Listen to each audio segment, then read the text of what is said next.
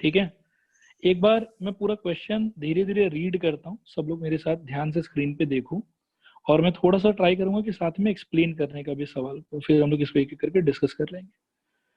देखना, dietitian has to develop a special diet using 2 foods P and Q. Each packet containing, मतलब एक packet P का, उसके अंदर में रहेगा 30 ग्राम ऑफ पी, मतलब एक पैकेट है जिसमें 30 ग्राम ऑफ फूड होगा, जिसके अंदर 12 यूनिट्स ऑफ कैल्शियम होगा, 4 यूनिट्स ऑफ आयरन होगा, 6 यूनिट्स ऑफ कोलेस्ट्रॉल होगा और 6 यूनिट्स ऑफ विटामिन ए होगा। Each packet of the same quantity of food Q, मतलब एक क्यू का पैकेट है जिसके अंदर में वापस से 30 ग्राम ही क्वांटिटी है फूड का, जिसके अंदर में 3 यूनिट ऑफ कैल्शियम होगा, 20 यूनिट्स ऑफ आयरन होगा, 4 यूनिट्स ऑफ कोलेस्ट्रॉल होगा और 3 यूनिट्स ऑफ विटामिन ए होगा। The diet requires at least 240 units of calcium. अब देखना कि पी फूड के अंदर भी कैल्शियम है, क्यू फूड के अंदर भी कैल्शियम है, और डाइट का एक मिनिमम रिक्वायरमेंट ऑफ कैल्शियम भी यहाँ पे हम लोग को सजेस्ट किया हुआ। फिर बोला हुआ कि at least 460 units of iron. Iron भी आप देखो कि पी फूड के अंदर भी आयरन है, 4 units of iron, Q food के अंदर भी आयरन है, 20 यूनिट्स ऑफ आयरन, और आयरन का मिनिमम एक रिक्वायरमेंट भी हम लोग को सजेस्ट किया हुआ। And finally, and at most 300 units of cholesterol.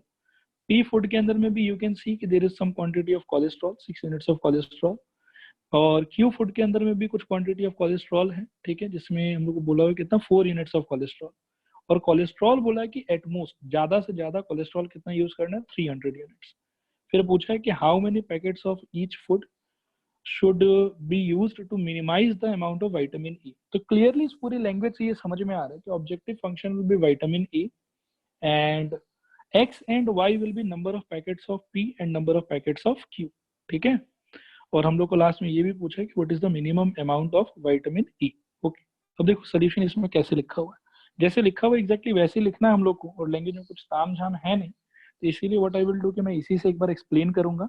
किसी को अगर कोई पॉइंट पे डाउट हो तो आप क्या है कि पूछ लेना मेरे से, ठीक है। अच्छा, तो आगे बढ़ते हैं। देखो यहाँ पे, let x and y be the packets of food p and q respectively, मतलब x पैकेट ऑफ p लेना है, y पैकेट ऑफ हम लोग को q लेना है। Obviously x greater than equal to 0, y greater than equal to 0। मैंने पिछले क्लास में एक्सप्लेन करा था आप लोगों को कि there is a non negative constraint बोल के कुछ होता है, तो जो हम लोग का डिसीजन वेरिएबल होगा वो खुद कभी जीरो नहीं हो, मतलब नेगेटिव नहीं हो सकता, इसीलिए x greater than equal to 0, y greater than equal to 0। Mathematical formulation of the given problem is as follows: minimize z equal to 6x plus 3y। देखो ये कैसे आया, आप अगर p का x पैकेट ले रहे हो और q का y पैकेट ले रहे हो, तो यू मस्ट ऑब्जर्व कि p के एक पैकेट में विटामिन ए कितना है, तो यहाँ पर दिखेगा कि 6 यूनिट्स ऑफ विटामिन ए, और q के एक पैकेट में यू विल ऑब्जर्व कि 3 यूनिट्स ऑफ विटामिन ए। तो इसीलिए p के अंदर में 6 था तो x का बन गया 6x, और Q के अंदर में 3 यूनिट था, इसीलिए Y का बन गया 3Y। सब लोग एक बार रिस्पॉन्ड करो कि ये ऑब्जेक्टिव फंक्शन सबको समझ में आया। हाँ बोलो सर। हाँ सर। हाँ सर। ओके, अब खुद को सर। म्यूट कर लो सब लोग। हाँ यहाँ पे मिनिमाइज बोला था इसलिए मिनिमाइज z लिखा ना हम लोग। हाँ, मैक्सिमाइज होता, मतलब जैसे पिछले बार प्रॉफिट का क्वेश्चन था तो वो मैक्सिमाइज करना था हम लोग को, तो वो मैक्सिमाइज लिख रहे थे, और यहाँ पे सॉल्विंग मिनिमाइज करना सेम है इसलिए। रहेगा। हाँ, सॉल्विंग एकदम एग्जैक्टली सेम रहेगा, कोई फर्क नहीं पड़ता, मिनिमाइज करने का भी वही मेथड है, मैक्सिमाइज करने का भी वही मेथड है। अभी आप देखोगे पूरे सोल्यूशन में आगे, ठीक है। ठीक है, ठीक है सर। अच्छा, मैं एक बार और पूछता हूँ, यहाँ तक किसी को भी डाउट है क्या? रिस्पॉन्ड करो हाँ या ना, रिस्पॉन्ड करो हाँ या ना। नहीं सर। नहीं सर। नहीं सर। नहीं सर। आगे देखो, इस सब्जेक्ट टू द कंस्ट्रेंट्स, एक एक करके कंस्ट्रेंट बताया हुआ है। जैसे पहले बोला हुआ कंस्ट्रेंट ऑन कैल्शियम। अब कैल्शियम अपन थोड़ा सा क्या है कि ऑब्जर्व करेंगे कि कैल्शियम भैया कितना कितना अवेलेबल और कितना अपने को चाहिए, ठीक है। तो लाइक कैल्शियम अगर मैं पैकेट पी में देखूं तो 12 यूनिट्स ऑफ कैल्शियम है, और क्यू के अंदर में 3 यूनिट्स ऑफ कैल्शियम है। तो मतलब x पैकेट ऑफ p से I will get 12x calcium, और y पैकेट ऑफ q से I will get 3y packet, मतलब units of calcium.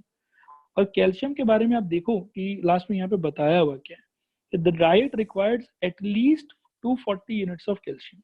At least 240 units का मतलब होता है कि कम से कम 240 यूनिट्स तो होना ही चाहिए, उससे ज्यादा भी होगा तो चलेगा। इसीलिए यहाँ देखो कि क्या लिखा हुआ, 12x plus 3y greater than equal to 240। ठीक है, सबको कैल्शियम का कंस्ट्रेंट क्लियर है? रिस्पॉन्ड करो हाँ या ना। हाँ सर। हाँ हाँ सर। सर। हाँ सर। Right, okay.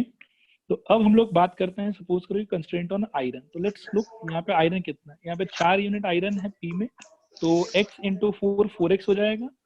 फिर क्यू के अंदर में अगर आप देखोगे तो there are 20 units of iron इसके अंदर में, तो वो हो जाएगा 20y। और कुल मिला के आयरन भी हम लोग को बोला है कि एटलीस्ट 460 यूनिट्स ऑफ आयरन आपको यूज करना है, ठीक है। तो इसीलिए 4x plus 20y is greater than equal to 460। I hope कि ये भी समझ में आया सबको। रिस्पॉन्ड करो हाँ या ना। हाँ सर। हाँ सर।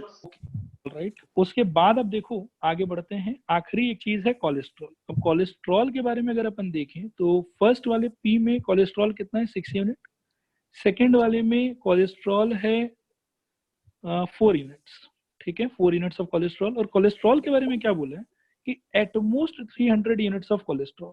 तो एटमोस्ट का मतलब ये होता है बेटा कि इससे ज्यादा कभी नहीं करना है, मैक्सिमम उतना करना है। तो इसीलिए इस बार ग्रेटर देन इक्वल टू नहीं है इस बार, बल्कि क्या दिया हुआ है देखो, less than equal to. I hope कि ये वाला बात भी समझ में आया सबको। रिस्पॉन्ड करो हाँ या ना। हाँ सर। ओके। हाँ सर। और साथ में हम लोग को ये दिया हुआ है कि भैया ठीक है x greater than equal to 0, y greater than equal to 0। तो ये तो कोई बड़ा बात नहीं है, तो पहले से पता है कि नॉन नेगेटिव कंस्ट्रेंट है। अब हम लोग को क्या करना है कि इसके करिस्पॉन्डिंग आप देखिए, पिंक वाले के करिस्पॉन्डिंग सिंप्लीफाइड इक्वेशन ये वाला, येलो वाले के करिस्पॉन्डिंग सिंप्लीफाइड इक्वेशन ये वाला, और ग्रीन वाले के करिस्पॉन्डिंग सिंप्लीफाइड इक्वेशन ये वाला। अब हम लोग को इन चारों को एक ही ग्राफ पेपर पे प्लॉट करना है। तो यहाँ आप देखो कि स्क्रीन के ऊपर में एक एक करके सारा का सारा लाइन प्लॉट किया हुआ है। इनका जो भी इंटरसेक्शन पॉइंट आएगा, जैसे यहाँ पे मैं कुछ पॉइंट्स मार्क करता हूँ रेड कलर से, ये वाला और ये वाला, इनमें से कोई भी ग्राफ पेपर से आई विल सजेस्ट कि डायरेक्टली आप लोग मत फाइंड कीजिएगा, ठीक है। आप लोग इसको आराम से, जैसे इक्वेशन मेंशन किया हुआ है कौन सा लाइन का कौन सा इक्वेशन है, और लास्ट क्लास मैंने एक्सप्लेन किया था कि पॉइंट ऑफ इंटरसेक्शन ढूंढने के लिए हम क्या करते हैं। लाइक अगर हम लोग एम पॉइंट को देखें तो एम जो है वो ये वाला लाइन और ये वाला लाइन का सोल्यूशन है, ठीक है, इन दोनों का सोल्यूशन है एम। ओके। फिर जैसे एन का अगर आप बात करो तो एन इन दोनों का सोल्यूशन है एन, और सिमिलरली ये ऊपर वाले का और नीचे वाले का सोल्यूशन जो है वो ये एल पॉइंट। तो ये आपको एक एक करके पेयर वाइज सॉल्व कर करके एम एन एल तीनों निकालना है। और निकालने के बाद में आप देखो कि वापस से वही नौटंकी कि coordinates of L comma M comma N are these respectively, let us evaluate Z at these points. तो वही कॉर्नर पॉइंट सारा यहाँ मेंशन किया है 1 2 3, और जेड को मेंशन किया है कि इनके करस्पॉन्डिंग क्या वैल्यू आता है जेड का, ठीक है। और अब इन तीनों में हमने देखा कि सिंस हमको z मिनिमम चाहिए था, तो मिनिमम कितना आ रहा है हम लोग के 150। इसीलिए आंसर देखो लास्ट में क्या लिखा है कि from the table we find that z is minimum at the point 15, 20, hence the amount of vitamin A under the constraints given in the problem will be minimum if 15 packets of food P यानी कि ये वाला 15 and 20 packets of food Q यानी कि ये वाला 20 is used in the special diet. The minimum amount of the vitamin A will be 150 units, ठीक है। तो देखो कुछ भी चेंज नहीं हुआ, खाली इस एग्जांपल के अंदर आप ये देख सकते हैं कि आपके करने वाला काम बढ़ गया कंपेयर टू पहले। पहले जैसे नंबर ऑफ इनइक्वालिटी कम आ रहा था तो सॉल्विंग वगैरह थोड़ा सा क्या है कि सिंपल हो रहा था, बट यहाँ पे क्या है कि सिंस नंबर ऑफ इनइक्वालिटी थोड़ा ज्यादा आया है इसीलिए सॉल्विंग वाला पार्ट थोड़ा इंक्रीज हो गया, थोड़ा ज्यादा मेहनत का हो गया। बाकी अपार्ट फ्रॉम दैट मेथड के अंदर में कहीं कोई चेंज नहीं है। और क्वेश्चन के लैंग्वेज से आपको ये समझना पड़ेगा कि whether you are trying to maximise the situation और you are trying to minimise the situation. I hope कि सबको 100% क्लियर है। रिस्पॉन्ड करो एक बार हाँ या ना। ठीक है, तो ये क्वेश्चन आई बिलीव कि सबके क्लियर हो गया। एक और भारी भरकम क्वेश्चन है ये question, example number 11 transportation problem. इसको थोड़ा ध्यान से पढ़ो आप लोग, ये यहाँ से पढ़ना है आप लोग को, यहाँ से लेके यहाँ तक पढ़ना है, एकदम ध्यान पूर्वक पढ़ो। आई थिंक पढ़ना हो गया सबका। मैं इसको कॉपी कर लेता हूँ एक बार, फिर अगले पेज पे इसको अटेम्प्ट कर। ये सवाल है, सब लोग अब थोड़ा ध्यान से स्क्रीन पे देखो। सवाल क्लियरली दिखाई दे रहा है सबको? रिस्पॉन्ड करो एक बार हाँ या ना। हाँ सर। Yes sir. हाँ सर। Okay, alright. अब ध्यान से देखो, यहाँ पे हम लोग को बोला गया है, मैं पहले क्वेश्चन पढ़ रहा हूँ आप लोगों के लिए। There are 2 factories located, one at place P and other at place Q. From these locations, a certain commodity is to be delivered to each of 3 depots situated at A, B, and C. The weekly requirements of depots are respectively 5, 5, and 4. of the commodity, while the production capacity of the factories at P and Q are respectively 8 and 6 units. The cost of transportation per unit is given below. ये ऐसे दिया हुआ है कि P factory से अगर A depot में सामान पहुंचाना है तो 160 प्राइस है, P B डिपो में सामान पहुंचाना है तो 100 रुपीज प्राइस है, P फैक्ट्री से C डिपो में सामान पहुंचाना है तो 150 प्राइस है। सिमिलरली Q से A 100, Q से B 120, Q से C 100। आगे देखो, how many units should be transported from each factory to each depot in order that the transportation cost is minimum. What will be the minimum transportation cost? ये है हम लोग का सवाल, ठीक है। अब मैं एक एक करके एक्सप्लेन करने का ट्राई करता हूँ कि ये कैसे क्या हम लोग सॉल्व करेंगे, थोड़ा आप लोग इसको समझिए, और कहीं पे भी डाउट हो तो मैं रुकूंगा, उस टाइम पे अनम्यूट करके पूछ लीजिएगा। मान लीजिए कि एक फैक्ट्री है P और एक फैक्ट्री है Q। ओके, अब देखो एक फैक्ट्री है P, दूसरा फैक्ट्री है Q, ठीक है। एक डिपो है A, एक है B और एक है C। अब P फैक्ट्री का अगर ध्यान से सोचोगे तो P फैक्ट्री का प्रोडक्शन कैपेसिटी इज 8 यूनिट्स, ठीक है। Q फैक्ट्री का production capacity is 6 units. A factory का रिक्वायरमेंट इज 4 यूनिट्स, ठीक है। B फैक्ट्री, सॉरी गलत बोल दिया, A फैक्ट्री का requirement is 5 units, B factory का रिक्वायरमेंट इज अगेन 5 यूनिट्स और C फैक्ट्री का रिक्वायरमेंट इज 4 यूनिट्स, ठीक है। और इस सवाल में कभी भी ऐसा नहीं होगा कि टोटल प्रोडक्शन और टोटल कंजम्पशन में कोई डिफरेंस हो। टोटल प्रोडक्शन और टोटल कंजम्पशन हमेशा सेम रहेगा, नहीं तो वो क्वेश्चन बहुत ज्यादा कॉम्प्लिकेटेड हो जाएगा और वो आप लोग के लेवल के थोड़ा सा परे होगा, ठीक है। तो यहाँ पे यू कैन सी कि total production is 8 units plus 6 units which is equal to 14 and again 5 + 4 ये भी इक्वल टू 14 ही है। तो जितना मतलब हम लोग प्रोड्यूस कर रहे हैं उतना ही हम लोग डिपो को सेंड भी कर रहे हैं। ऑलराइट, अब क्या है कि हम लोग को पता लगाना है कि P से A को कितना दे, P से B को कितना दे, P से C को कितना दे, Q से A को कितना दे, Q से B को कितना दे, Q से C को कितना दे, सच दैट कि ट्रांसपोर्टेशन कॉस्ट जो है वो हम लोग का मिनिमम, ठीक है। अब आप एकदम ध्यान पूर्वक धीरे धीरे सुनिएगा, बहुत इजी है, सोल्यूशन खाली थोड़ा लंबा है। तो एक बार मैं इनिशियल इक्वेशंस लिख देता हूँ, उसके बाद में हम लोग सोल्यूशन पे मूव कर सकते हैं। अब सपोज करो कि P से A को मैं कितना दूं, मेरे पास में फिलहाल तो क्लियर कट आइडिया नहीं है, तो बिगिनिंग में I will take it as x, मान लो कि x देते हैं। फिर P से B को कितना दूं, I don't have any idea, so let us take it as y। अब ऐसा है कि P का टोटल प्रोडक्शन जो है वही 8 यूनिट का हो रहा था, तो अब C के देने के लिए उसके पास में बचा कितना, तो आई फील कि ज्यादा तो बचा ही नहीं ना यार। उसके पास में बचा मेरे हिसाब से 8 - x - y, इतना ही बचा उसके पास बस, और बचा ही नहीं उसके पास, ठीक है। सिमिलरली A मतलब Q से अगर मैं A को दूं, तो अब आप सोचो कि A का रिक्वायरमेंट कितना का था, 5 का। अच्छा, आगे बढ़ने से पहले मैं पूछ लेता हूँ, एक बार अनम्यूट करके पूछ लो अगर यहाँ तक में किसी को डाउट है कि P से A को x क्यों गया, P से B को y क्यों गया और P से C को 8 - x - y क्यों गया। किसी को डाउट है, अनम्यूट करो, पूछो। सर P से C वाला एक बार रिपीट करिए। हाँ, मैं एक बार बता देता हूँ। आप देखो कि P से A को हमने कितना भेजा, x भेजा, ठीक है। P से अपन ने B को कितना दिया, y दिया, अननोन था, पता नहीं है मेरे को कि मैं कितना दूं। अब P टोटल प्रोड्यूस कितना कर रहा है, 8 ही तो प्रोड्यूस कर रहा है वो। तो अगर 8 में से उसने x A को दे दिया, y B को दे दिया, अब P के पास में बचा कितना, 8 - x - y, और हमने देखा कि total production was equal to total consumption, मतलब इसके अंदर में जितना प्रोड्यूस होगा फाइनली सारा का सारा कंज्यूम भी होना चाहिए। तो P के पास में जो भी बचा वो सारा का सारा उसको C को ही देना पड़ेगा, अगर वो रख लेता अपने पास में तो फिर काम ही नहीं होगा। देखो क्लियर हुआ सबको, रिस्पॉन्ड करो हाँ या ना। मैं एकदम बिगिनिंग से बताता हूँ। ऑलराइट, बिगिनिंग में मैंने ये बोला कि P फैक्ट्री पे 8 यूनिट्स प्रोड्यूस होगा, Q फैक्ट्री पे 6 यूनिट्स प्रोड्यूस होगा, ठीक है। फिर A डिपो को हम लोग को 5 यूनिट सप्लाई करना है, B डिपो को 5 यूनिट सप्लाई करना है और C डिपो को 4 यूनिट सप्लाई करना है। यहाँ मेन इंपॉर्टेंट ऑब्जर्व करने वाला जो चीज था वो ये था कि जितना ये P और Q मिलके प्रोड्यूस करेगा, A B C मिलके हम लोग उतना बेचेंगे, A B C मिलके हम लोग उतना पहुंचाएंगे। आप ऐसा सोचो कि आपके पास में 2 ठो कपड़ा फैक्ट्री और 3 ठो दुकान। अब आप फैक्ट्री में जितना प्रोड्यूस करोगे सारा का सारा माल आपको दुकान तक पहुंचाना होगा, दैट इज योर रिस्पॉन्सिबिलिटी। तो वो हम यहाँ देख भी सकते हैं कि प्रोडक्शन इज 8 + 6 14 यूनिट्स, और फाइनली जो डिपो को पहुंचाया जा रहा है नंबर ऑफ यूनिट्स वो भी 14 है। तो जितना प्रोड्यूस हुआ वो पूरा का पूरा क्या हुआ, डिपो तक चला गया, ठीक है। अब पूरा का पूरा अगर डिपो तक भेजना है तो देखो P से जो मैंने A को भेजा वो मेरे को नहीं पता था, तो that's why I assumed it to be x। Now P से जो मैं B को भेज रहा हूँ that also I don't know, इसीलिए I assumed it to be Y, but I know one thing कि P के पास में जितना भी प्रोड्यूस हो रहा है वो सारा का सारा ABC में डिस्ट्रीब्यूट हो जाना चाहिए। P अपने पास खुद कुछ नहीं रखेगा, जो भी है P के पास सारा का सारा डिस्ट्रीब्यूट हो जाएगा। तो P से अगर A को X चला गया, B को Y चला गया, अब P के पास में बचा कितना? 8 टोटल था, माइनस X क्योंकि वो A के पास चला गया, अब वो नहीं है उसके पास, माइनस Y क्योंकि अब वो B के पास चला गया, अब नहीं है वो उसके पास। तो 8 minus X minus Y P के पास बचा था।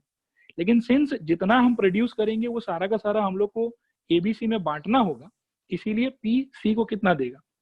8 minus X minus Y। Alright, और किसी को कोई डाउट है यहाँ तक में प्लीज रिस्पॉन्ड करो। सर हाँ, P बस A और B को भी तो दे सकते हैं, मतलब हो सकता है, तो वो आगे चल के फिर हम लोग क्योंकि ऑब्जर्व करेंगे, अगर उसके वैसा पास होना तो- तो 8 माइनस X माइनस Y का वैल्यू 0 हो जाएगा। वो हम लोग जब सॉल्व करेंगे तब पता चलेगा हम लोग, मतलब हो सकता है अगर जो आप कह रहे हो दैट इज पॉसिबल, ठीक है, लेकिन वो हम लोग को अभी तो नहीं पता ना। तो जो आप कह रहे हो अगर वो हो रहा होगा तो ऑटोमेटिकली सॉल्व करने के टाइम पे आपको 8 माइनस X माइनस Y का वैल्यू 0 मिल जाएगा। अगर उसका आया बात पहले हाँ बोलो नहीं, बोलो। अगर उसका पहले ही खत्म हो गया तो अरे वो पहले माइनस खत्म हो में नहीं गया तो होगा। वो हम लोग नहीं, जो पहले खत्म हो गया वो चीज हम लोग एज्यूम नहीं कर सकते ना कि ये पहले खत्म हो जाएगा पक्का, ठीक है। तो तो उसको हम लोग तो तीनों को बांटना है। हाँ, हम लोग को तो तीनों को देना है, और किसी के टाइम पे अगर खत्म हो गया होगा तो हम लोग देखेंगे कि 8 माइनस X माइनस Y का वैल्यू ऑटोमेटिकली खुद ही 0 आ जाएगा। हाँ मतलब ऐसा भी तो हो सकता है ना कि P जो है वो सारा कुछ B और C को ही दे दे, A को कुछ नहीं दे, तो वो हाँ सॉल्व करके पता चलेगा कि तब हम देखेंगे कि X का वैल्यू 0 आ जा रहा है। अगर मान लो कि A मतलब P जो है वो सब कुछ A और C में बांट देता है, B को कुछ नहीं देता, तो सॉल्व करके आपको पता चलेगा कि आप देखोगे कि Y 0 आ रहा है, हाँ समझ गए। ठीक है। और कोई डाउट है किसी के? रिस्पॉन्ड करो। ओके, आई थिंक कि अब और कोई डाउट नहीं है किसी का। तो अब मैं Q से ABC को क्या मिलेगा, कितना मिलेगा, मैं उस पर फोकस कर रहा हूँ, ठीक है। ध्यान से देखो, Q से A का खुद का रिक्वायरमेंट था 5 यूनिट, उसको P से सप्लाई मिला X, तो वो Q से कितना लेगा? तो वो Q से लेगा बेटा 5 माइनस X, क्योंकि 5 से ज्यादा वो ले ही नहीं सकता, उसको टोटल लेना है 5, और वो ऑलरेडी P से X ले चुका है, तो इसीलिए Q से लेगा 5 माइनस X। सिमिलरली B जो है वो Q से कितना लेगा? तो वो लेगा 5 माइनस Y, क्योंकि वो ऑलरेडी P से Y ले चुका है, ठीक है। और लास्टली C Q से कितना लेगा? तो C Q से कितना लेगा उसको समझने का दो तरीका है, दोनों तरीका आप लोग को दिखा देता हूँ, ठीक है। एक तरीका है कि C का टोटल रिक्वायरमेंट कितना था 4, और वो ऑलरेडी P से कितना ले चुका है? तो 8 माइनस X माइनस Y, तो इतना माइनस करने पे जो आएगा वो उतना ही लेगा वो। तो खोलेंगे इसको अगर हम लोग तो ये निकलेगा X प्लस वाई माइनस 4, ठीक है। या फिर दूसरा तरीका सोचने का ये है कि Q के पास में टोटल अवेलेबल कितना था 6, वो ऑलरेडी A को कितना दे दिया 5 माइनस X, तो उतना हटाना होगा, माइनस उसने B को कितना दे दिया 5 माइनस Y, वो भी हटाना पड़ेगा। जब इसको खोलोगे तो you will get 6 minus 5 plus X minus 5 plus Y, तो अल्टीमेटली आपको मिलेगा X प्लस वाई माइनस 5 मिला के 10 हो जाएगा, तो ये माइनस 4। तो चाहे इस लॉजिक से सोचो चाहे इस लॉजिक से सोचो, दोनों लॉजिक से x प्लस वाई माइनस 4 ही आता, तो यहाँ पे रहेगा x प्लस वाई माइनस 4। देखो ये समझ में आया सबको? Q से ABC का ट्रांसफर, रिस्पॉन्ड करो हाँ या ना। हाँ सर। डाउट है किसी को भी तो नाउ इज द टाइम, पूछ लो। डाउट है किसी को? 4 वाला कैसे आया? 6 वाला तो कौन सा समझ 4 वाला? गया। 4 माइनस 8 4 वाला आप सोचो कि C का टोटल रिक्वायरमेंट कितना का था, 4 यूनिट्स का, और उसने हाँ P सर। से कितना ले लिया है 8 माइनस X माइनस वाई, अच्छा हाँ सर समझ गया। ठीक है। क्लियर है लॉजिक सबको? रिस्पॉन्ड करो हाँ या ना। Yes sir. हाँ sir. Okay, all right, okay. तो अब इसके आगे अपन क्या करेंगे उसको समझो थोड़ा सा। अब ये तो हो गया कि मतलब P से A के पास कितना जाएगा, B के पास कितना जाएगा, C के पास कितना जाएगा, Q से A के पास कितना, B के पास कितना, C के पास कितना। अच्छा देखो, मैं ये कह रहा था कि P से अपन देख रहे हैं कि कुछ कुछ क्वांटिटी में गया A B C के पास में, Q से भी कुछ कुछ क्वांटिटी में गया A B C के पास में, ठीक है। अब मैं क्या कह रहा हूँ कि हम लोग को बनाना है ऑब्जेक्टिव फंक्शन। ऑब्जेक्टिव फंक्शन यहाँ देखो कि हम लोग को पूछा हुआ है कि how many unit should be transported from each factory to each depot in order that the transportation cost is minimum. ठीक है। तो ऑब्जेक्टिव फंक्शन जो हमारा है वो ट्रांसपोर्टेशन कॉस्ट होगा। कॉस्ट का रेट आप लोग को इस टेबल के अंदर में दिया हुआ है, ठीक है। और हमने अभी अभी पता लगाया कि पी से हमको ए को कितना देना है, बी को कितना देना है, सी को कितना देना है, क्यू से ए को कितना देना है, क्यू से बी को कितना देना है, क्यू से सी को कितना देना है। अब ये पता लगा लेने के बाद में objective function becomes very simple. आप ध्यान से देखो, आपको समझ में आ जाएगा। z, और z का मीनिंग यहाँ पे होगा z is representing the transportation cost, is equal to होगा 160 into x plus 100 into y plus 150 into 8 minus x minus y plus 100 into 5 minus x plus 120 into 5 minus y plus 100 into x plus y minus 4। देखो समझ में आया कि नहीं समझ में आया? स्टूडेंट्स रेस्पॉन्ड करो हाँ या ना। ये क्लियर है कि नहीं क्लियर है? Yes, sir. हाँ सर। किसी को नहीं आया तो प्लीज अभी के अभी पूछ लो। हाँ सर, मेरे को नहीं आया। ओके विभा, यहाँ स्क्रीन पे देखो आप थोड़ा सा, यहाँ पे एक रेट दिया हुआ है हम लोग को, ये दिख रहा है आपको कि पी से अगर आप ए में ट्रांसपोर्ट करते हो तो पर यूनिट कॉस्ट है आपके 160। पी से आप ए को कितना दे रहे हो, एक्स, तो एक यूनिट का प्राइस अगर 160 है तो एक्स यूनिट का प्राइस कितना होगा, 160 इंटू एक्स, ये रहा लिखा हो, ठीक है। पी से अगर बी को पहुंचाते हो तो रेट इज 100, तो पी से बी पहुंचाने कितना यूनिट पहुंचा रहे हैं आप, वाई यूनिट्स, और रेट है 100, तो 100 इंटू वाई। फिर सिमिलरली पी से सी में रेट कितना है, 150, पहुंचाना कितना यूनिट है, 8 माइनस एक्स माइनस वाई, तो इसीलिए 150 into 8 minus x minus y. फिर क्यू से ए को कितना पहुंचाना है, 100, और यूनिट कितना पहुंचाना है, 5 माइनस एक्स, तो इसीलिए 100 into 5 minus X. Similarly 120 into 5 minus Y, और similarly 100 into X plus Y minus 4। मैं दोबारा एक बार पूछ रहा हूँ, किसी को डाउट है यहाँ तक में प्लीज रिस्पॉन्ड करो हाँ या ना। समझ में आ गया। क्लियर है सबको 100% यहाँ तक? रिस्पॉन्ड करो हाँ या ना। हाँ सर। हाँ सर। ओके ऑल राइट, तो ये हो गया z। अब इसको सिंप्लीफाई करके क्या किया जाता है मैं एक बार आप लोग को यहाँ पे दिखा देता हूँ, ठीक है। ये लोग ऐसा चार्ट वार्ट बनाते हैं, बनाने के बाद में ये देखो, ये जो z इनका आया है, ये z ये अपना वाला ही z है, ये लंबा चौड़ा लिखे हैं। फिर सिंप्लीफाई करने के बाद में ये ऐसा हो जाता है 10 into x minus 7 y plus 190। तो हम लोग भी लिख लेते हैं 10 into x minus 7y plus 190, ठीक है। ये सिंप्लीफाई करके ये हो जाएगा। आई होप कि z समझ में आ गया सबको। z समझ लेने के बाद में एकदम ध्यान पूर्वक सुनना, आप लोग अच्छे से सुनना। क्या कभी भी किसी फैक्ट्री से आप अपने डिपो तक, मतलब आप ऐसा सोचो कि फैक्ट्री से आप अपने दुकान तक कभी भी आप नेगेटिव क्वांटिटी ऑफ सामान भेज सकते हो? Is it physically possible? No, sir. No sir. मतलब मिनिमम कितना भेज सकते हो फैक्ट्री से दुकान पे? मिनिमम एक जीरो। मिनिमम मेरे हिसाब से 0 हो सकता जीरो। है, मतलब ऐसा कि नहीं भेजेंगे उस दुकान पे और, ठीक है। लेकिन 0 से कम तो नहीं भेज सकते, मतलब फैक्ट्री से दुकान तक नेगेटिव नंबर ऑफ सामान भेजने का तो कोई लॉजिक ही नहीं होगा शायद। बोलो हाँ या ना। हाँ सर। तो इसी बेसिस पे अब हम लोग का यहाँ पे इनइक्वालिटी फॉर्म हो, ठीक है। इनइक्वालिटी क्या बनेगा वो आप लोग देखो अच्छे से। एक इनइक्वालिटी होगा x ग्रेटर देन 0, ये ग्रेटर देन इक्वल टू 0। एक होगा y greater than equal to 0। एक होगा 8 minus x minus y greater than equal to 0। एक होगा 5 minus x greater than equal to 0। एक होगा 5 minus y greater than equal to 0। और एक और होगा x plus Y minus 4 greater than equal to 0। देखो ये इनइक्वालिटी सबको समझ में आया कि नहीं समझ में आया? 1 2 3 4 5 6 इनइक्वालिटी आपके स्क्रीन पे लिखा हुआ। मैं हाईलाइट कर देता हूँ पिंक कलर से, ये देखो ये वाला। अगर इस इनइक्वालिटी में किसी भी स्टूडेंट को डाउट है please ask.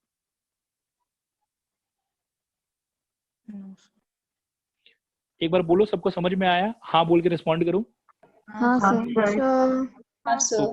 Okay all right, तो अब बस हो गया ये, ठीक है। अब हो कैसे गया देखो, मैं दिखा देता हूँ आपको। मतलब इसमें भी क्या होगा कि पहले वही हम लोग यहाँ पे वो निकालेंगे कि ट्रांसपोर्टेशन कॉस्ट कितना है क्या है, ठीक है। And once we find our transportation cost, तो वो ये हो गया हम लोग के लिए ऑब्जेक्टिव फंक्शन। आफ्टर दैट इनका भी इनइक्वालिटी वही से आ रहा है, देखो x greater than equal to 0, y greater than equal to 0। फिर ये होगा हम लोग के 8 minus x minus y greater than equal to 0, अगर आपको याद होगा तो ये वाला, ठीक है। इसमें अब x और y को अगर उल्टे साइड भेज देते हैं हम लोग तो ये क्या हो जाएगा, 8 greater than equal to x plus y. यानी कि हम कह सकते हैं कि x plus y less than equal to 8, ये वाला इनइक्वालिटी ये रहा। फिर एक था हम लोग के पास में कि 5 minus x greater than equal to 0, तो यहाँ से निकलेगा 5 greater than equal to x, वो ये रहा। Similarly 5 minus y greater than equal to 0, यहाँ से निकलेगा 5 greater than equal to y, वो ये रहा। और लास्टली एक था आपके कि x plus Y minus 4 greater than equal to 0, Q से जो हम लोग c को दे रहे थे, ठीक है, तो वो हो जाएगा आपके x plus y greater than equal to 4। तो ये सारा का सारा इनइक्वालिटी बनाया गया। इनइक्वालिटी बनाने के बाद में एक एक करके इसी का प्लॉटिंग हुआ है, ये रहा राइट हैंड साइड में दिया हुआ आपके स्क्रीन पे, ये रहा ये वाला, ठीक है।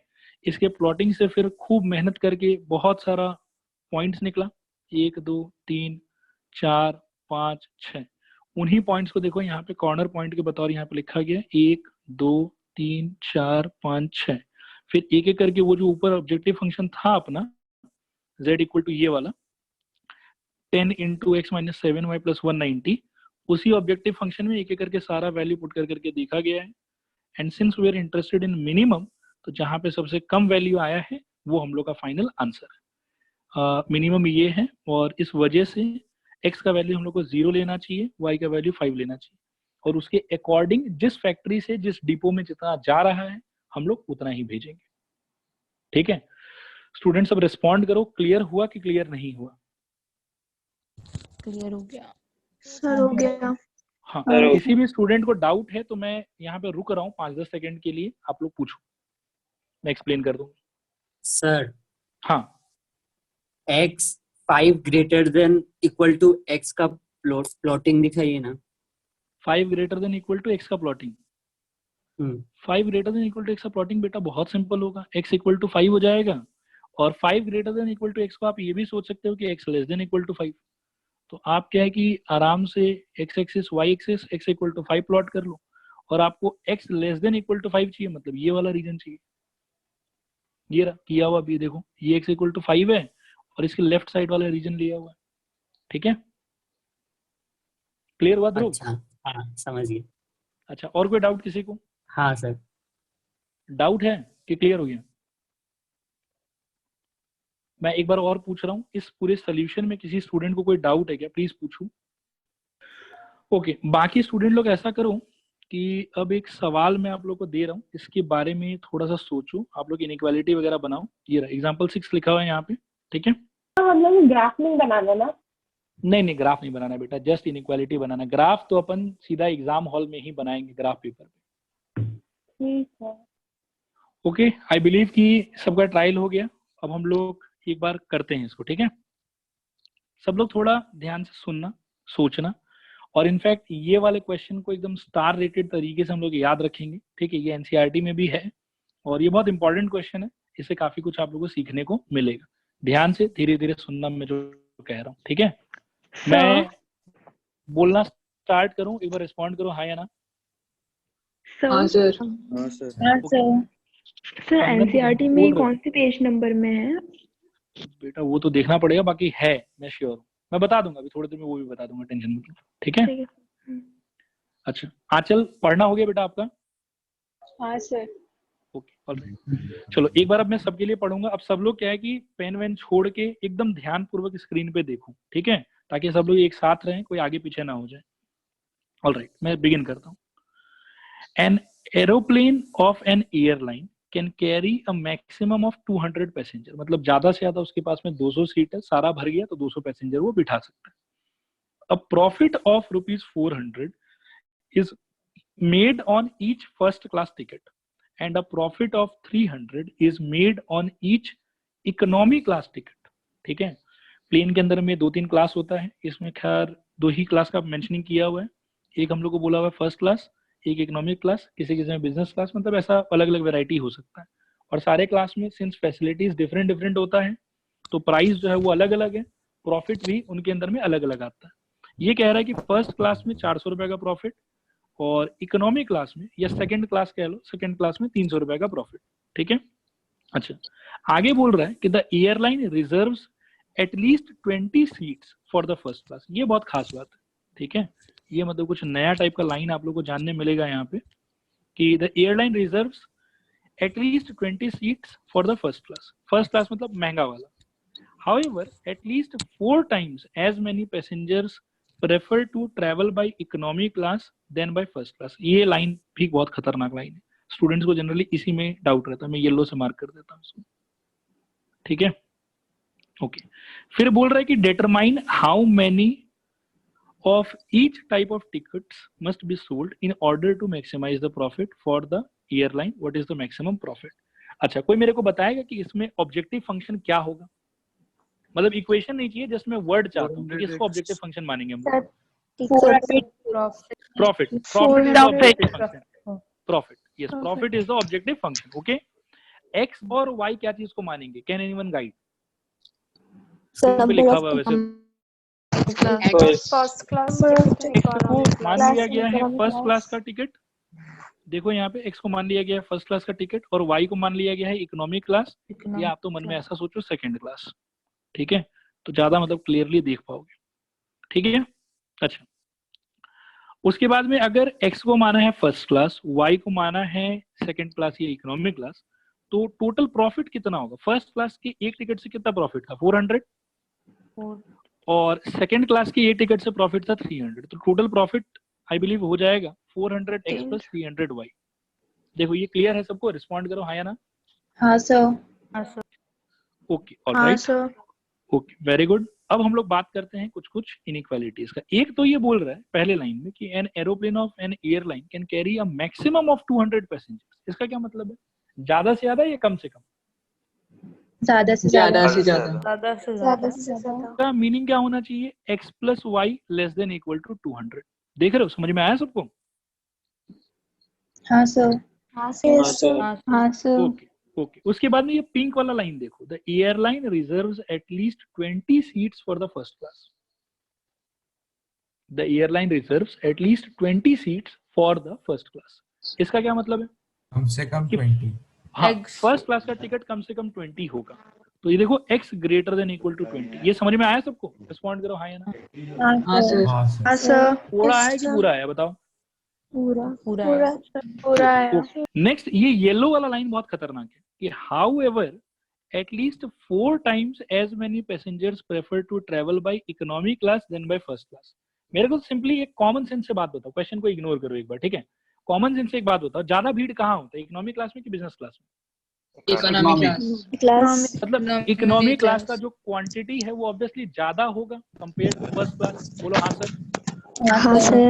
हाँ सर। ओके ओके, तो इकोनॉमी क्लास किसको रिप्रेजेंट कर रहा है? वाई को, मतलब वाई जो है वो इकोनॉमी क्लास को रिप्रेजेंट कर रहा है। हाँ तो ऑब्वियसली वाई जो है वो एक्स से ग्रेटर होगा, लेकिन कितना ग्रेटर होगा? तो वो हम लोग को इस येलो वाली लाइन में बोला हुआ है कि 4 टाइम्स ग्रेटर होगा, ठीक है? समझ आया बेटा आप लोग को? बताओ एक बार मेरे को। Yes sir. हाँ सर। इसीलिए देखो यहाँ पे क्या लिखा हुआ है कि y greater than equal to 4x। अब मैं एक बार और पूछता हूँ, क्लियर हुआ सबको? रिस्पॉन्ड करो हाँ या ना। हाँ सर। पूरा पूरा पूरा। ओके। और क्या है कि ये जो है ना x greater than equal to 20 और y greater than equal to 4x, ध्यान से देखना, x greater than equal to 20 मैंने रेड हॉट कर दिया है इसको एकदम से, ठीक है, और y greater than equal to 4x, इन दोनों को अगर कंबाइन करोगे तो अगर आप x का वैल्यू 20 यहाँ पे बिठाते हो तो y का वैल्यू मिनिमम कितना होना चाहिए? 80 होना चाहिए शायद। इसीलिए इन दोनों के कॉम्बिनेशन से एक और इनइक्वालिटी निकल के आया y greater than equal to 80। हालांकि ये नहीं भी बनाते तो भी कोई खास फर्क नहीं पड़ेगा, ठीक है, बट फिर दोनों में डिफरेंस तो है ही नहीं ना, y is greater than equal to 4x या y is greater than equal to 80। Same नहीं, मैं वही कह रहा हूँ कि आंसर में कोई फर्क नहीं पड़ेगा, लेकिन कुछ बुक्स में क्या है कि y greater than equal to 80 भी प्लॉट किया जाता है और कुछ बुक्स में इसको इग्नोर किया जाता है, ठीक है। y greater than equal to 80 आप प्लॉट करो मत करो, वो क्या है कि इसमें ऑलरेडी काउंट हो ही चुका है, बट फिर भी मेरा एडवाइस रहेगा कि अगर टाइम है आपके पास में तो कर दो, कोई दिक्कत वाला बात नहीं, ठीक है। एक लाइन लिखने से अगर अपना 6 मार्क सेव हो रहा है तो अपने को वो लाइन लिखना चाहिए। एक बार मैं पूछ रहा हूँ, यहाँ तक किसी को डाउट है क्या? डाउट है तो प्लीज अभी पूछो। सर हम लोग दोनों को प्लॉट करेगा? हम लोग सबको प्लॉट करेंगे अभी। सर 3 इक्वेशन प्लॉट करेगा ना?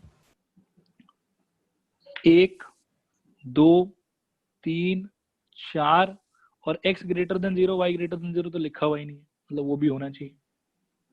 इक्वेशन कितना प्लॉट करेंगे उससे यार क्या टेंशन है, मतलब आप लोग ये बताओ कि ये इक्वेशंस कैसे फॉर्मुलेट हुआ, वो लॉजिक आप लोगों को क्लियर है कि नहीं क्लियर है? प्लॉटिंग तो आप लोग कर ही लोगे, वो तो मैं श्योर हूँ। Yes sir. So Yes, sir. हाँ sir. y Yes, yes. Greater than 4x वाला प्लॉटिंग कैसे होगा? वो y प्लॉटिंग बिल्कुल वाला ही नहीं, करके वो y इक्वल टू 4x करेंगे, नहीं वो मैं प्लॉटिंग का बताऊंगा, प्लॉटिंग के लिए टेंशन मतलब। फिलहाल इक्वेशन फॉर्मुलेशन में किसी को अगर दिक्कत है तो now is the time you should ask, पूछो। या ये वाला लाइन सबको क्लियर हो गया कि हाँ सर यही सारा का सारा इनइक्वालिटी होना चाहिए? Yes sir. Yes, sir. Okay, मैं एक बार और अपने लैंग्वेज में पूछ लेता हूँ कि क्या सबको इनइक्वालिटी फॉर्मेशन वाला पार्ट क्लियर हुआ? 100% रिस्पॉन्ड करो हाँ या ना। Yes, हाँ sir. सर। हाँ सर। हाँ, sir. सर हम लोग Okay. प्लॉट दोनों करेगा, y ग्रेटर देन 4x हम और y लोग ग्रेटर देन 80। यहाँ पे जितना लिखा हुआ हम लोग सारा प्लॉट करेंगे, हम लोग किसी को नहीं छोड़ेंगे। इस तो वो रेड दोनों बॉक्स तो के अंदर सेम ही है ना? सेम नहीं है बेटा, मतलब वैसे तो क्या है कि सेम तो नहीं बोलूंगा मैं, मतलब y greater than equal to 4x में बहुत कुछ आएगा और y greater than equal to 80 में बहुत कुछ तो नहीं आएगा, मतलब वो सब कुछ इंक्लूडेड नहीं होगा। आप एक बात को समझो कि y greater than equal to 4x और x greater than equal to 20, इनके कॉम्बिनेशन से आपको मिला है y ग्रेटर देन 80।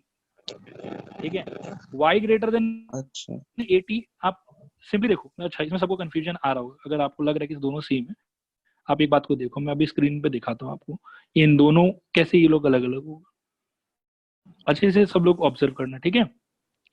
सपोज करो कि ये मैंने बनाया, ये है अपना x एक्सिस और y एक्सिस। ओके, अब y इक्वल टू 80 जो है, ठीक है, ये वाला, क्योंकि y greater than equal to 80 plot करने के लिए y इक्वल टू 80 बनाना पड़ेगा।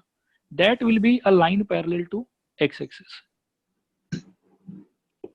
See this which I have made now is y equal to 80. I hope कि समझ में आया होगा, ठीक है?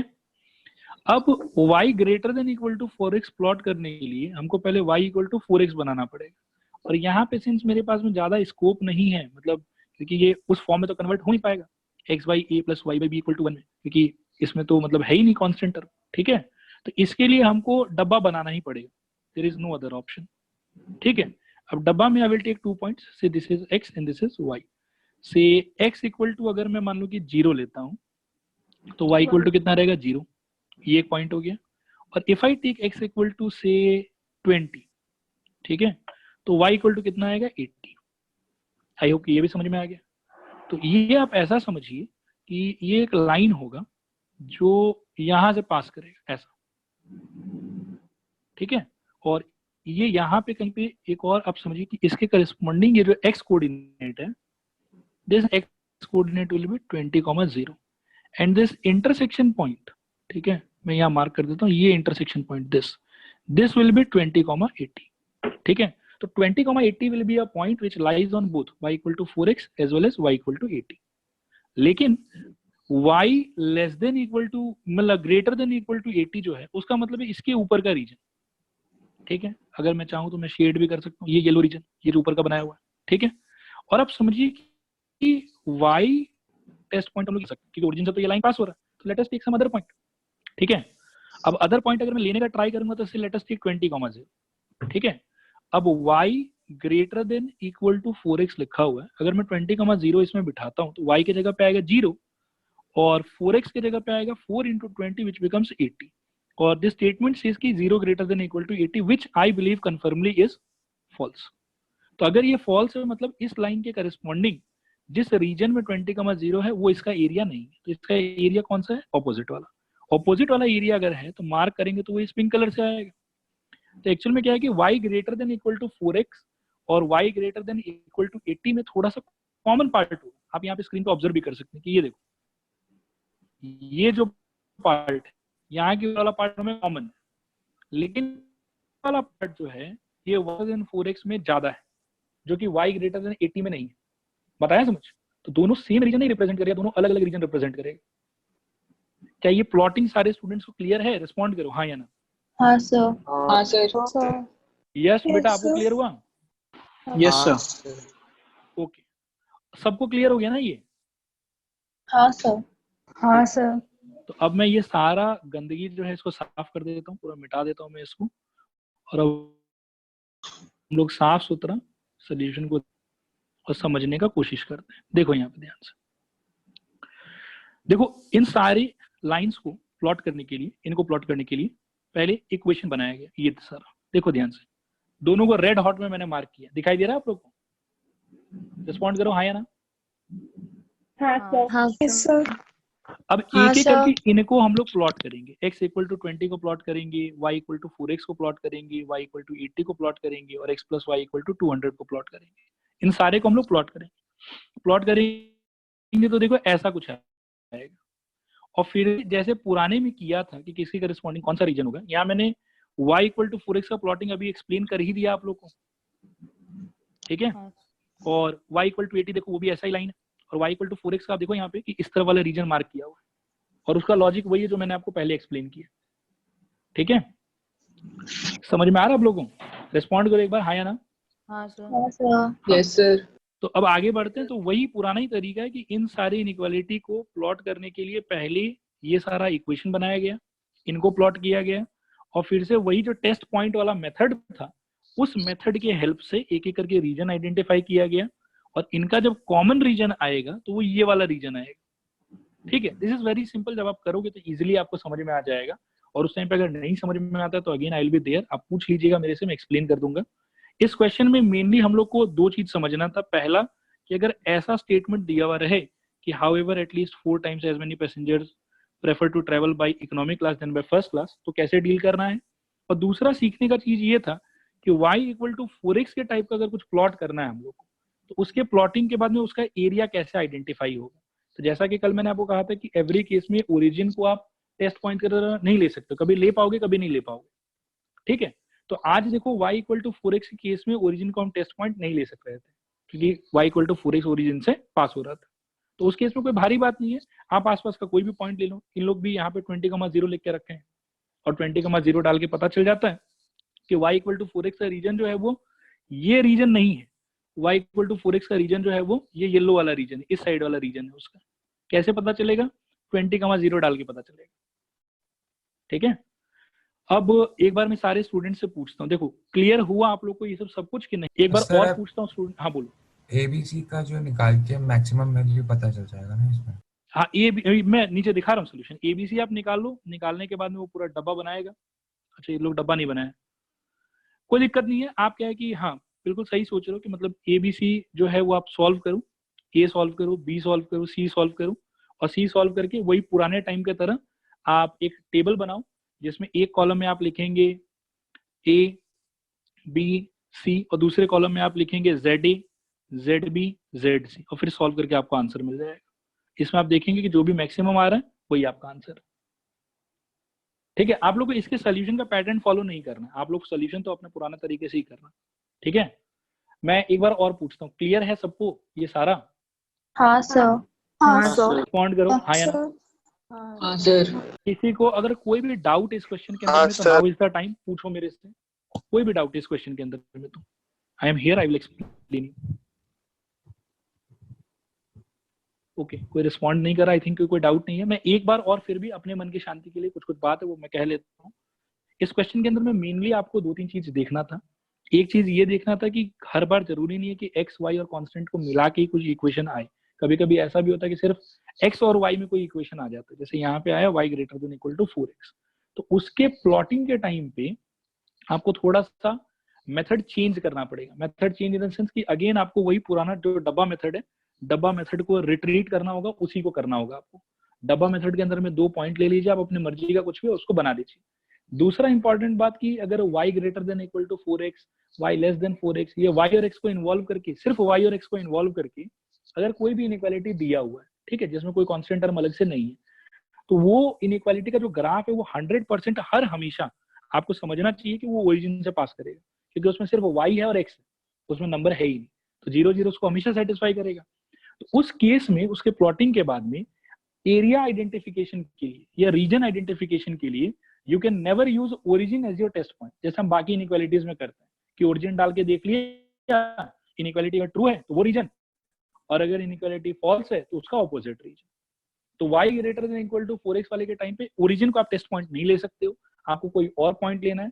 इस वाले ग्राफ में लाइक I took 20,0, आप कोई भी दूसरा पॉइंट ले सकते हैं, नॉट नेसेसरी कि 20,0 ही लीजिए, बट मेक श्योर कि वो वाला जो पॉइंट है वो उस लाइन के ऊपर नहीं होना चाहिए, या तो लाइन से नीचे होना चाहिए ये फिर लाइन के अबव होना चाहिए, लाइन पे नहीं होना चाहिए। The line must not be passing through that point.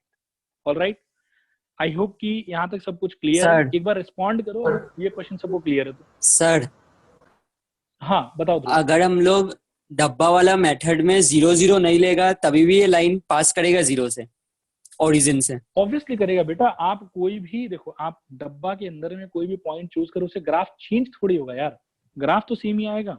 अच्छा 0 0 तो मैंने अपने कन्वीनियंस के लिए लिया था, ताकि मेरे को ज्यादा मतलब ग्राफ में ढूंढना ना पड़े। ठीक है। ठीक है। हाँ अच्छा, मैं एक बार और पूछता हूँ, यहाँ तक कि इस क्वेश्चन में किसी स्टूडेंट को कोई डाउट है, प्लीज रिस्पॉन्ड करो। Sir no sir. Okay, Lavneesh कुछ बोल रहे हो आप? सर आपने तो बोला लाइक हम लोग को पॉइंट लाइन के ऊपर लेना है या नीचे, वो वाला चीज समझने नहीं आया। लाइन के ऊपर या नीचे बेटा, मेरा कहने का मतलब है कि आपको जब टेस्ट पॉइंट लेना है ना, सपोज करो कि y greater than equal to 4x के लिए, तो that point must not be these points. ये रेड पॉइंट्स नहीं होना चाहिए, वो पॉइंट होना चाहिए ग्रीन पॉइंट। आप यहाँ ले लो कोई बात नहीं, यहाँ ले लो कोई बात नहीं, यहाँ ले लो कोई बात नहीं, यहाँ ले लो, यहाँ ले लो, यहाँ ले लो, बट लाइन के ऊपर नहीं होना चाहिए। अच्छा आप देख रहे हो ये जो रेड पॉइंट्स का जो लोकेशन है, these can not be test points. Test point must be either below line और above line, not on the line. ठीक है। ठीक है, और कोई डाउट किसी को? हाँ सर हमको समझ में नहीं आया y इक्वल टू 4x कैसे प्लॉट करेगा ग्राफ में।